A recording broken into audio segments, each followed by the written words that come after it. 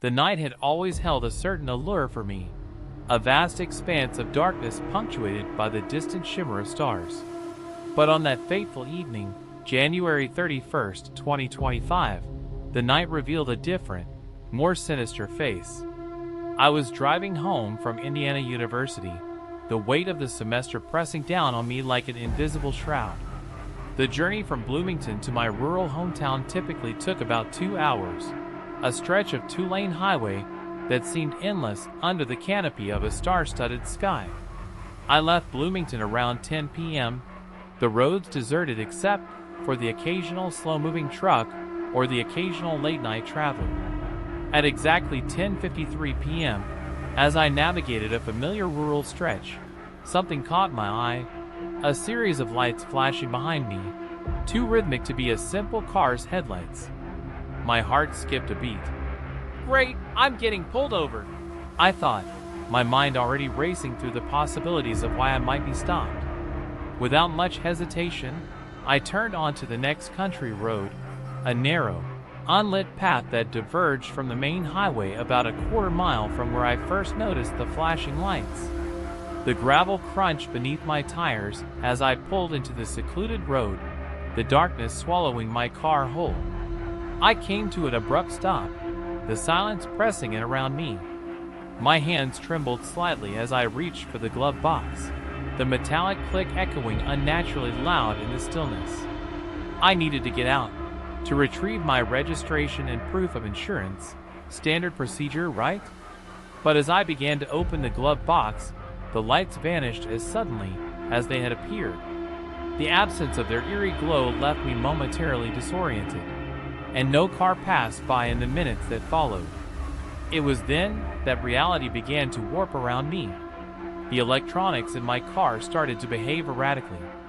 The radio flickered through stations with no discernible pattern, the volume oscillating unpredictably. The dome light flickered ominously, casting fleeting shadows that danced on the dashboard. Headlights and taillights blinked on and off, bathing the interior in intermittent darkness. It was 10:56 p.m., and I couldn't shake the feeling that something was terribly wrong. Panic began to claw at my chest. Battery must be failing, I rationalized, or maybe a short in the electrical system. To confirm my suspicion, I leaned down to pop the hood, my hand searching for the battery compartment. The cold night air bit at my skin, and as I gazed into the darkness beneath the hood, a profound sense of unease settled over me. That was the last thing I remember before everything went black. When I opened my eyes, the world had transformed into a nightmarish void. The sky was a vast expanse of darkness, studded with stars that gleamed with an unnatural brightness. The cold was unbearable, seeping into my bones and making every movement feel like a struggle. I tried to sit up, but my limbs felt heavy, as if weighed down by an invisible force. Panic surged as I looked around, expecting to see the interior of my car or the familiar roadside. Instead, there was nothing, only the endless field surrounding me, the corn stalks towering like silent sentinels under the oppressive night sky. Where am I? Why the fuck am I asleep in the middle of a field? Where the fuck is my car? The questions echoed in my mind, each one a dagger of fear. I forced myself to my feet, the cold air cutting through me, and began to walk toward the distant headlights I could see from a road about half a mile away. Each step felt surreal, the world around me blurring at the edges, reality twisting into something unrecognizable. As I moved through the field, the corn stalks rustled ominously, the whispers of the night playing tricks on my mind. Every shadow seemed to stretch and contort, every sound amplified in the darkness. The sense of being watched was overwhelming, an invisible presence lurking just beyond the edge of perception. My heart pounded in my chest, each beat a reminder of my escalating fear. When I reached the nearest intersection, the signs read 350N and 50W, confirming that I was still on familiar ground. Yet everything felt disturbingly altered. I was only half a mile away from where my car should have been, just off the main road. I quickened my pace, desperation fueling my steps as I moved toward the glowing headlights that promised safety. Time seemed to warp as I walked the half-mile, the darkness pressing in around me. It couldn't have taken more than 10 or 15 minutes, but the sensation of timelessness unnerved me. When I finally reached my car, relief was short-lived. All the lights were out, the interior plunged into darkness, the battery dead, which didn't make sense given that I hadn't been away for that long. My phone lay on the passenger seat, the screen glowing with the time, 2:17 a.m. Over 3 hours had passed since I had turned onto the side road. Confusion morphed into dread as I sat in my car, trying to piece together the fragmented moments of what had happened. How had 3 hours passed in what felt like mere minutes? The air grew thick with an oppressive silence, broken only by the distant calls of nocturnal creatures. My mind raced through possible scenarios, each more implausible than the last. Had I been drugged? Kidnapped? After about half an hour of sitting in my car, the reality of my dead battery set in. I reached for my phone and called AAA, hoping for a quick resolution. The wait for assistance was agonizing, the isolation of the rural road amplifying my anxiety. I sat in silence, the emptiness around me pressing in, my thoughts spiraling into paranoia. What if I wasn't alone? What if the world had changed while I was unconscious? As the minutes stretched into what felt like an eternity, a sense of foreboding settled over me. The shadows seemed to lengthen, and the stars above took on a menacing quality. It was then that I began to hear it, a faint, rhythmic clicking that seemed to emanate from within the corn stalks. The sound grew louder, more insistent, echoing in the stillness of the night. My breath caught in my throat as I strained to listen, the clicking merging with a low, pulsating hum that resonated deep within my skull. My phone buzzed, signaling the arrival of AAA. Relief washed over me, but it was quickly replaced by a deep-seated unease. As the tow truck approached, the lights of the vehicle cutting through the darkness, I couldn't shake the feeling that I was being watched. The tow truck driver, a grizzled man with a weathered face, greeted me with a weary nod. His eyes darted nervously around the field, and I could see the tension etched into his features. "Battery's dead," he stated matter-of-factly, already assessing the situation. "Looks like you're stuck here for a bit." I nodded, grateful for the assistance, but the feeling of dread lingered. As he began to work on my car, the clicking sounds returned, louder and more defined. I glanced around, searching for the source, but saw nothing beyond a dense corn stalk swaying gently in the night breeze. "Everything okay?" the driver asked, his voice cutting through the oppressive silence. I hesitated, the words caught in my throat. I just heard some noises. Maybe it's just the wind." He offered a sympathetic smile, though it didn't quite reach his eyes. "These rural roads can be eerie at night. Sometimes you just feel like you're not alone." I forced a laugh, trying to dispel the growing unease. "Yeah, maybe." As he continued his work, the clicking and humming intensified, vibrating through the very structure of the car. My skin prickled with a cold sweat as I stared into the darkness beyond the headlights, half expecting to see something, or someone, lurking in the shadows. Then, without warning, the car's electrical system surged. The dashboard lights flickered on, casting a ghastly glow inside the vehicle. The radio, which had been silent moments before, crackled to life with a series of disjointed, static-laden transmissions. Words were barely discernible, phrases broken and incomplete, as if the radio were trying to communicate a message from beyond. "They're watching." The transmission cut out abruptly, leaving a ringing silence that pressed heavily against my ears. The driver's movements grew sluggish, his hands trembling as he worked on the engine. I could see the fear mirrored in his eyes, a silent acknowledgement that something was terribly wrong. "Is there a problem?" I asked, my voice barely above a whisper. He hesitated, glancing over his shoulder toward the cornfield. Hard to explain. The electronics are acting strange. Sometimes, I swear I can feel something out there. Before I could respond, the air around us seemed to distort. The night sky above the field shimmered, the stars twinkling with an unnatural intensity. A palpable sense of dread enveloped us, pressing in from all sides. The cornstalks began to sway violently, despite the absence of wind, their rustling morphing into an otherworldly cacophony. Suddenly, the ground beneath us seemed to ripple, the very fabric of reality bending and twisting. A blinding light enveloped the car, a searing white that pierced through the darkness and seared my eyes. The temperature plummeted, the cold intensifying to an almost unbearable level. My breath came in ragged gasps, the air thick with frostbite-inducing chill. The light coalesced into a figure, a grotesque, otherworldly presence that defied human comprehension. Its limbs were elongated and distorted, moving in ways that defied the laws of physics. The being's skin shimmered with an unnatural luminescence, pulsating with a sickly iridescence. Its eyes, if they could be called that, were vast and hollow, voids of inky darkness that seemed to peer into the very depths of my soul. A low, guttural clicking emanated from the creature, a sound that resonated in my mind rather than my ears. It reached out, tendrils of energy snaking towards me, invading my thoughts with a flood of images.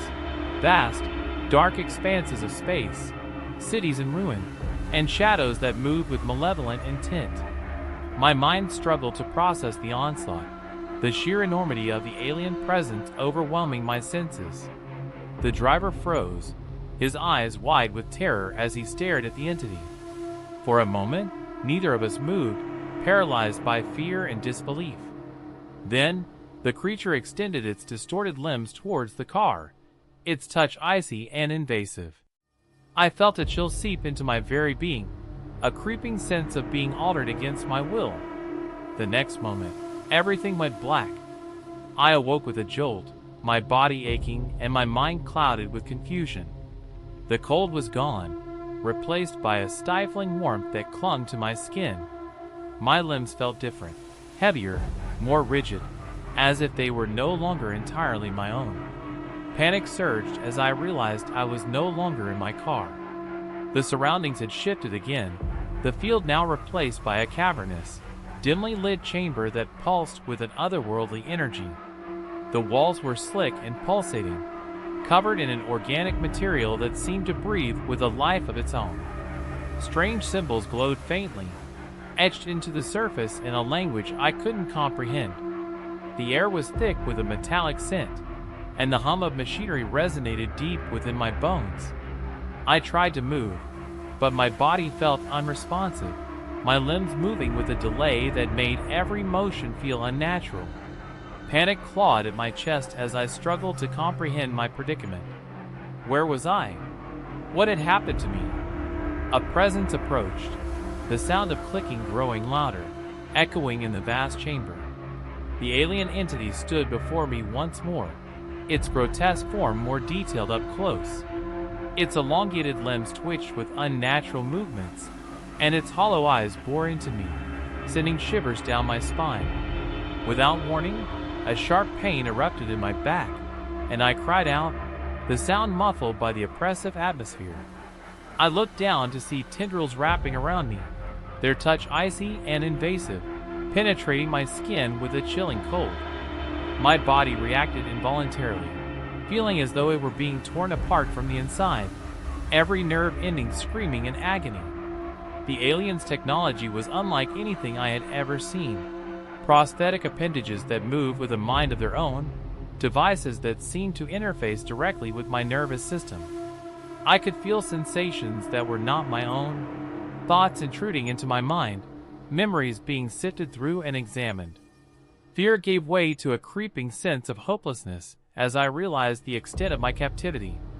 My body was being manipulated, altered against my will. I could feel my flesh being restructured, bones realigning in impossible configurations, muscles being rewired for unknown purposes. The pain was excruciating, each transformation a step further away from my humanity. Visions flickered in the periphery of my consciousness, images of other abductees, their bodies twisted and contorted in grotesque forms, their minds lost to the alien experimentations. The chamber around me seemed to pulse in time with their suffering, the walls closing in as the sense of dread deepened. I tried to scream, but no sound escaped my lips. The fear was paralyzing, the knowledge that I was no longer in control of my own body, driving me to the brink of madness. Every moment felt like an eternity, the process of my transformation both physical and psychological torture. Time lost all meaning as the alien presence continued its invasive experiments. I was subjected to sensations that defied human understanding, feelings of floating through the vastness of space, being pulled apart and reassembled in ways that shattered my perception of reality. My mind teetered on the edge of sanity, the relentless assault pushing me beyond my limits. And then, as suddenly as it had begun, the process halted. The chamber fell silent, the oppressive atmosphere lifting slightly, but the damage had been done. I was no longer entirely myself, a part of me lost to the alien manipulation. The fear of what I had become, and what they might do next, was a constant, gnawing presence in my mind. The alien entity stood before me one last time, its hollow eyes seeming to look into the very core of my being. Adapt.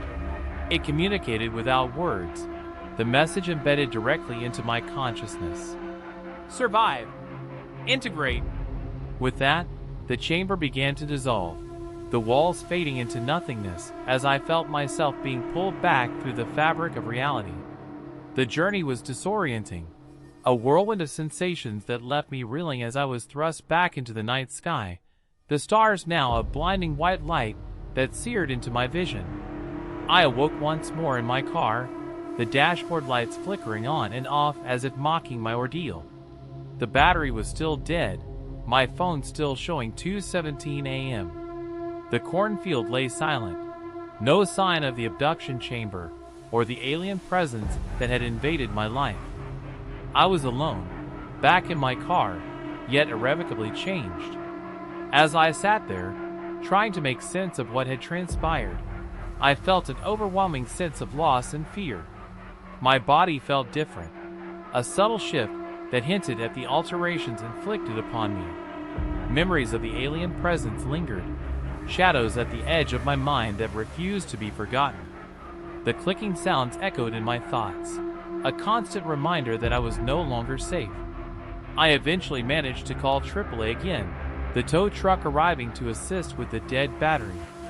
But the experience had left an indelible mark on my psyche, a lingering fear that the night held more secrets than I could ever comprehend. I tried to share my story with my uncle, the only person I trusted enough to believe me, but his skepticism only deepened my sense of isolation. To this day, I can't explain what happened that night. The lines between reality and nightmare blur, leaving me to question my sanity and the very fabric of existence. The alien abduction left me forever altered, both physically and mentally, a constant reminder of the fragility of human perception and the terrifying possibilities that lie beyond the stars. In the quiet moments, when the world is still and the night is deep, I feel their presence, an unseen force watching, waiting, and perhaps preparing for what comes next. The fear never truly leaves, a lingering shadow that haunts my every thought, ensuring that I will never again see the night sky in the same way. The experience shattered my understanding of the world, leaving me grappling with the horror of the unknown. Each night, as I gaze up at the stars, I can't help but wonder if those same grotesque entities are still watching, their intentions inscrutable, and their presence an ever-present threat to my sanity. The night has become a battleground of fear and paranoia, a place where reality blurs, and the boundaries of human comprehension are relentlessly tested. The abduction didn't just steal hours from my life. It took away my sense of security, my trust in the familiar, and left me with an unshakable fear of the dark. The psychological scars run deep, every shadow a potential threat, every silence a prelude to the unknown. The nightmares are relentless, vivid reenactments of my ordeal that leave me drenched in sweat and gasping for breath. The horrors of that night playing out again and again in my subconscious. I often find myself staring blankly at the darkened highway, recalling the flashing lights that signaled the beginning of my descent into madness. The rational part of my mind battles with the fear-driven conviction that something beyond human understanding had targeted me, selecting me for reasons I cannot fathom. The sense of being watched, of being part of a larger, incomprehensible plan, is a constant, nagging presence in my daily life. Physical changes, subtle yet undeniable, have become a part of my existence. My skin sometimes feels unnaturally cold to the touch, and there are moments when I catch a glimpse of something not quite human in my reflection, an elongation of my limbs, a shift in my posture that makes me question my own identity. The surgical-like precision of the alterations is a testament to the invasive nature of the alien technology, leaving me feeling violated and helpless. Social interactions have become a minefield, each conversation tinged with the fear that someone might believe my story or, worse, ridicule me for it. The isolation imposed by my experience is compounded by the secrecy I must maintain, sharing my truth with only one trusted individual. The stigma of alien abduction is a heavy burden, adding to the psychological torment that consumes me. Sleep offers no refuge, as the boundary between dreams and reality has been irrevocably blurred. The line between waking and sleeping is thin, and often I find myself caught in a liminal space where the horrors of my abduction blend seamlessly with my conscious thoughts. The constant vigilance, the never-ending fear of another encounter, is a relentless cycle that drains my energy and hope. The technological remnants of the abduction haunt me as well. Strange devices, small and intricate, seem to appear and disappear within my personal space, on my desk, hidden in my car, lurking in the shadows of my home. Their purpose is unknown, their presence a constant reminder that I am not free from the reach of the beings that altered my life. These devices sometimes emit faint clicking sounds, echoes of the sinister noises that marked the beginning of my ordeal. My relationship with the night has irrevocably changed. What once was a source of beauty and wonder now embodies pure fear and paranoia. Every drive after dark is a test of my courage, every stretch of road a potential gateway to another abduction. The cornfields, once a familiar sight, now represent a sinister landscape where reality can be twisted and the unknown can strike without warning.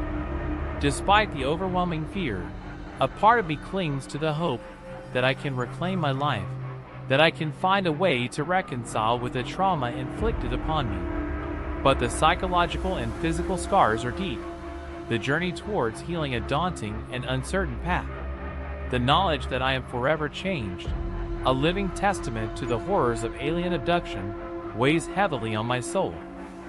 In the darkest moments, when the weight of my experiences becomes too much to bear, I question my very existence. Am I still human? Or have I become something else? A vessel for the alien presence that invaded my life? The answers are elusive, lost in the labyrinth of fear and uncertainty that now defines my existence. As I navigate this new reality, the nights remain a battleground of fear and resilience. Each day is a struggle to maintain a semblance of normalcy, to push back against the creeping dread that threatens to consume me. The journey is ongoing, a relentless fight against the shadows that linger in the wake of that terrifying night. The story of my abduction is one that I carry with me, a haunting reminder of the fragility of human existence and the terrifying possibilities that lie beyond our understanding. It is a narrative of fear, transformation, and the enduring struggle to reclaim one's identity in the face of incomprehensible horror. As the years pass, the memories remain vivid, a testament to the night when the stars brought more than just light. They brought an enduring nightmare that continues to shape my every waking moment.